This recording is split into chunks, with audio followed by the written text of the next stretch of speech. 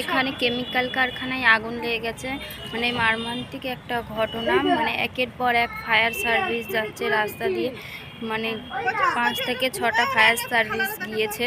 ভোর 4টে থেকে নিয়ে এখন পর্যন্ত প্রায় 8খানা মানে ফায়ার সার্ভিস গিয়েছে। প্রায় এখনও মানে আগের থেকে এখন আগুনটা অনেকটাই কমেছে।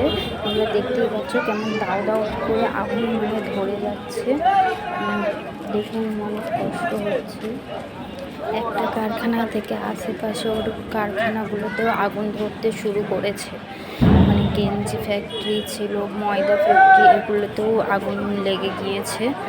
মানে ঘটনা খুবই গুরুতর একটা ব্যাপার।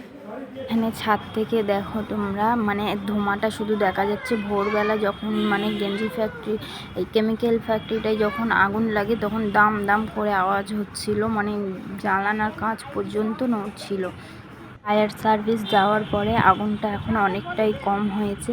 মানে সকাল 6টা থেকে 7টার মধ্যে 8খানা ফায়ার সার্ভিস গিয়েছে।